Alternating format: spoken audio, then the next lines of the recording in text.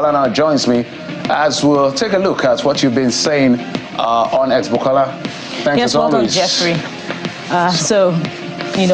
Interesting lineup, but one of the stories that stands out is the inauguration of Senegal's President Bassirou Diomaye Faye, 44-year-old, one of Africa's youngest so far. But, Africa has made history with young presidents prior to this time at the beginning of its history of self-rule. Nigeria had 37-year-olds as presidents in its past, but many years down the line, it's been tough reproducing young presidents. And our own president has shown support for newly inaugurated President Diomaye Faye. And we have a video there. Our president is also the chairman of ECOWAS. So, it demonstrated support for the new president. And we have President of Nigeria there and the newly inaugurated President of Senegal, Bassirou Diomaye Faye. So the young man, 44-year-old, the youngest to ever hold the highest office in the land, and that's the Republic of Senegal. And now let's see how things play out. He's been combining force with Ousmane Sonko, who is the opposition leader. President Bola Tinubu right there, congratulating him in the presence of other African leaders. So welcome on board. Let's see how this plays out for the West African nation. Let's see what relationship will come out of this. So the president with his team were in Senegal yesterday, and just to welcome Faye into that block of leadership. And quite commendable, where we hope to see more young people, even younger people, take on the mantle of leadership at this level. We've had a lot of older generation, been in charge. We've had people in their 80s, 70s, and all of that. But let's see some fresh energy. We can't despise the wisdom of the old, but we cannot throw away the energy of the young. Which is what is playing out right there in Senegal. Like you said, Nigeria started out with young leaders in their 30s, including former president, some are still alive, former military heads of state, and all of that. So these were very young people, literally in their 30s, taking up the mantle of leadership at that particular level. So it's nothing new. It's just that in recent time, it looks like, the space has been taken over by the older generation, the old guard. So it's time for the old guards to begin to give space. But our laws are now clear that as young as 35 and so, you cannot vie for the highest office in the land, 40 or so. So all of this, it's quite good to see that Diomaye Faye is the president of Senegal at 44. And speaking of freshness, Bassirou Diomaye Faye's policies and promises resonated with the people of Senegal, one of which is, the promised change in the currency of that country. So Senegal will be in the eye of, critics for the next 1 or 2 years to see how indeed Diomaye Faye is going to make some of those promises a reality. So what do we have? Yes, so the things you've been talking about on X, one of which is federal government announcing new gas price for electricity generating companies as a Genco. Vintage, you say, where I still the complaint say, be like, person they fast forward my meter units today, them still want increase tariff. So what he's saying basically is that as it is already, he's paying so much for electricity, and add this to it, it means, we don't know yet, but there might be an increase in the price of electricity if they have increased the price of gas that is made available I know that to the distribution the regulator talked about the new, they call it the MMBTU, it's a unit of measurement for all of these gas supplies. So for commercial and, of course, all of these other gas forms. So I'm sure they have better explanation for all of it. Daforel, okay, Bukola, you have the next one. The next one is from Daforel Studio, who says, I don't understand this. There you have it. Increase upon the recent increase, not quite up to 6 months ago. Someone needs to explain this. And Jeffrey, you said earlier on that we need to have the Minister of Power to come talk to us about some of the developments in the power sector. And Chisom says, tariff price, I want to be sure we're reading the right one, is going up, and fuel price isn't smiling either. Nobody to buy gen with them the power with water. More like we may start rethinking technology in Nigeria, since every other form of foreign energy sources is getting higher in terms of prices and all of that. And indeed, some Lagosians have been converting their generators to gas in the last couple of years. Yeah, it started a few months ago. Yeah. that's playing out. But and the gas, now 12 points. The last time we bought 12.5 kg was 15,000. No, it's now 16,000. Oh boy. Yeah, it keeps going. And you know, I think something we used to buy for less than 3,000. You know, the federal government, through the Minister of Oil, Gas, promised just a few months ago that they were working on bringing down the price of gas. So where is work in that area? And you know, Jeffrey, and this is just the time to ask, where are the CNG buses promised by the administration at the beginning, at the onset of the President Bola Tinubu government? Well, the government is going to 1 year, so we're going to ask this question. Let's continue to take your thoughts. Fancy OJ says, why is the prices of everything going up whilst quality is going down? And in this electricity case, we aren't even seeing the light. It's just so appalling. Improve efficiency, quality before increasing prices. This is being insensitive, wicked, and selfish. You know, sometimes strong words. Economics knows sentiments. Their work is denominated in dollars. Their operations are denominated in dollars. So they experience the pinch of everything that is happening as well. So inevitably, sometimes prices will go up without it presenting it as an excuse. There must be better management of that system. This last one is from Child Health Hero, who says, electricity that is not consistent. I hope the new development is accompanied with a plan to fix inconsistent electricity. So if they're increasing, they want better value for money. All right, let's take more trends now. Kwara market on fire. We heard the incident of the market being gutted. And Annie Young Bassi says, how many fire services even working in this country? I mean, every time I see fire outbreak, you barely see them contending the fire, okay? Well, this one is from Jade Sola, who says, what's causing all these? With all the hardship in the country, making properties still burning. Ayodije Niton says, millions gone in flames. This is really sad. Most states seem to lack proper provision to fight fire outbreaks as this one. Mfong Umor says, we need to take precautions to prevent fire outbreak in our marketplace. Not just in our marketplace, but in our homes, in our offices. There must be a safety culture and a safety structure. Now that the weather is quite hot. Ebuka Nwafo says the spate of market inferno in recent times is both disturbing and alarming. I agree.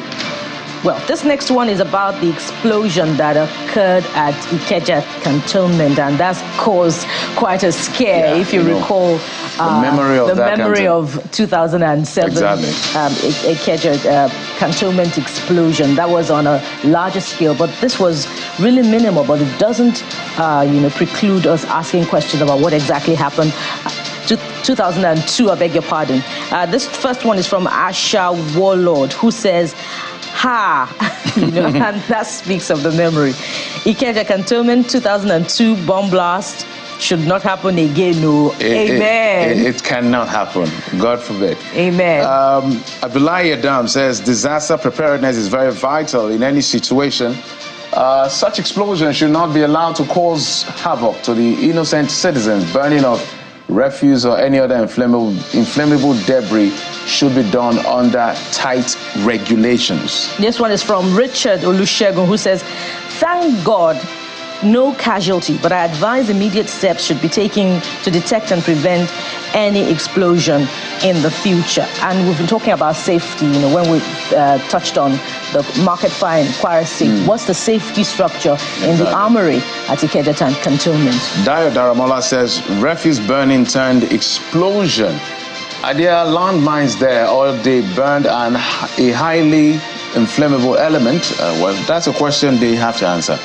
And your next talking point is about the commencement of sale of diesel by Dangote Refinery, which was greeted with a lot of joy from Nigerians, and that reflects in much of what you're saying, but coated with skepticism just as much. And this first one is from Imarok, who says, I heartily congratulate Aliko Dangote and the entire Dangote Refinery team for achieving this milestone.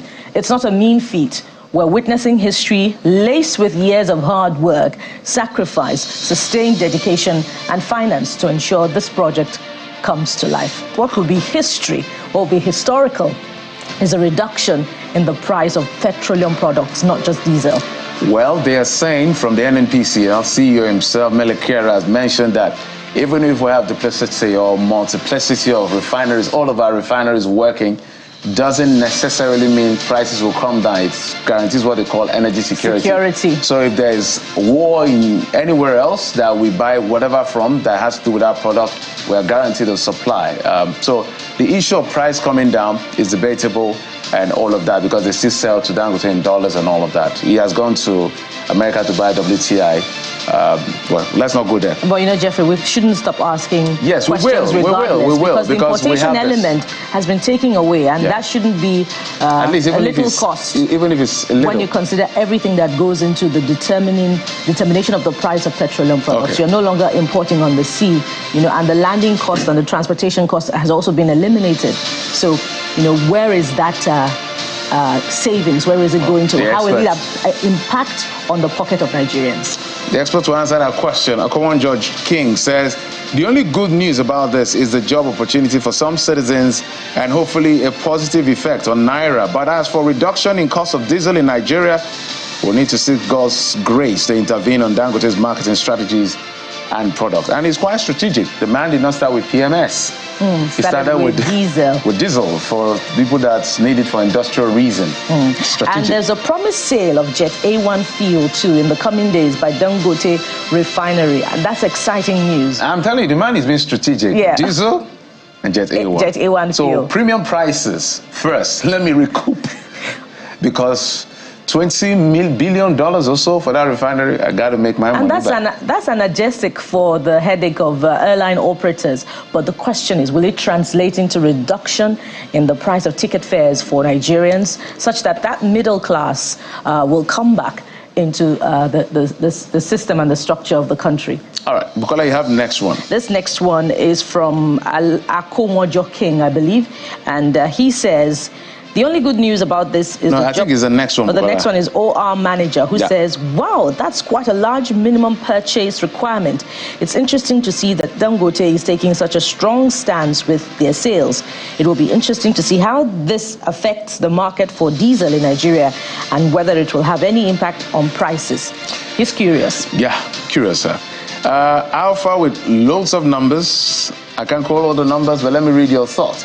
Say government should be proactive so that marketers don't deprive Nigerians of the price gains to end users. So a lot of economists on the platform today. Right. I like the fact that a lot of people are now understanding how these things work, because when the citizens are quite enlightened, it helps all of us to have a better country. That's why we must educate ourselves. And that's why it was worrying to see UBEC say over 100,000 students. Okay, that's the Dangote Refinery, yeah?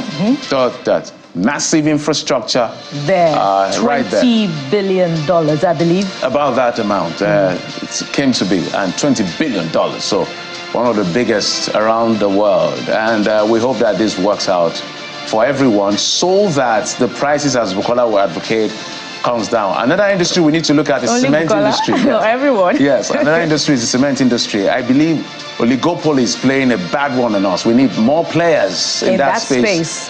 So that we'll stop buying these things at very high prices, because there are just few players who are controlling that space. And as Kayode would often ask, since we stopped importation of cement, how come, that hasn't impacted significantly on operations in that space, such that we'll have significant reduction in the price of cement? So, that's also a very critical question. What's happening there that we have to experience the upswing in the price of cement, significant, from what it was before to what it is now? There was a time I considered the subject on the price of petroleum products, or the price movement of petroleum product affecting macroeconomic performance. So why I say that is that there are so many factors that affect these things that doesn't just happen immediately. So the variables include inflation, exchange rate, and all of these macroeconomic indices and indicators. So sometimes, because this exchange rate is fluctuating, and we thank God that it's coming down as much as possible, all of this plays into how things will be priced eventually. Inflation numbers is standing at 31.7. The food inflation is 37, which some people say is way higher than that. In fact, unemployment now, they say it's 5.1. I really don't agree with that ILO standard thing. And we should go back to what we were before, so we really see the true picture of what we're dealing with as a country, so that policymakers can be better advised. You know, Jeffrey, the commencement of sale of diesel is pleasant news also for the cement sector, because some of the operations are done with the use of diesel, if I'm not mistaken. So let's hope that that impacts significantly positively, you know, on that sector. And we're expecting the commencement of the sale of petrol too, sometime in the year.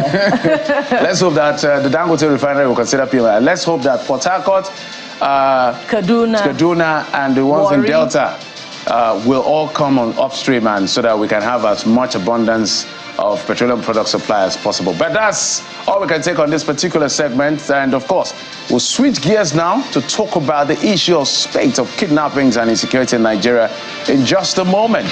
Join us again.